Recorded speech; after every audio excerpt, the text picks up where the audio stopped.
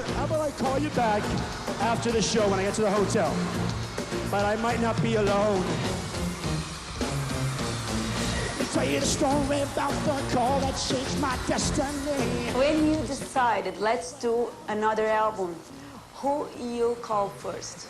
I remember getting a call, hearing that AJ was going to be on Oprah, and he was doing a show with her in regards to his sobriety, and he was going to just talk to her, and he was doing some stuff with his mom on that show, and the idea was for us to all get back together and kind of surprise him on that show. So I remember I hopped on a plane that very night that I had gotten that phone call, canceled everything I was doing, jumped on a plane, and met up with all the rest of the guys, and then obviously they had their own individual stories about how that came to. Do you remember? Right. Well, I remember doing a lot of talking with Kevin. He was actually in the West End of London celebrating his birthday, and my wife and I had sent him a little gift basket to just tell him, you know, happy birthday, and that we were thinking about him and hope he was doing well. And then we started communicating. When he had called me back, we had kind of played phone tag for a little while.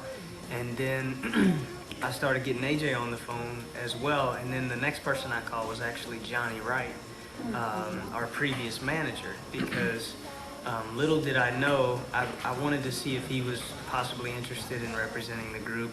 And little did I know that he had spoken to, I think you, Kevin, in regards to that same thing. So even though we all weren't speaking, you know, collectively, we were kind of speaking, you know, indirectly, we were all talking about the same thing. So there was this energy of comeback, there was this, in the right time.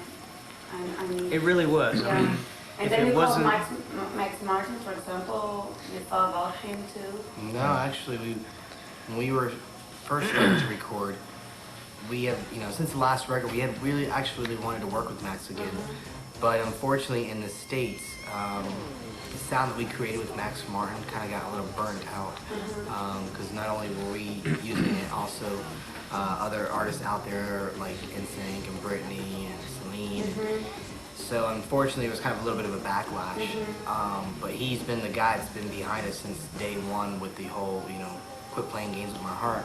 So we've always had that bond to try to work together with him. But he, even himself, he felt like, you know, it was hard for him to figure out where to take us.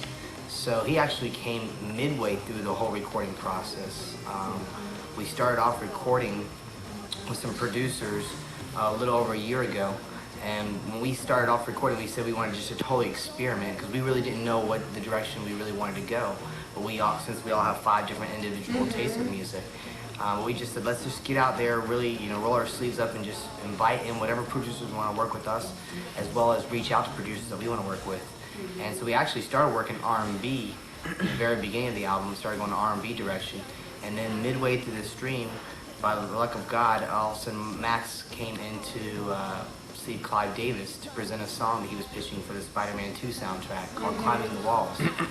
And Clive didn't feel it was right for this soundtrack for the movie, but he thought that it might actually not be a bad idea for him to pitch it to us, you know, for our album. And so that got the whole ball rolling. And then Max was, you know, definitely a catalyst in helping us to create once again the new direction, which was the pop rock sound we've created.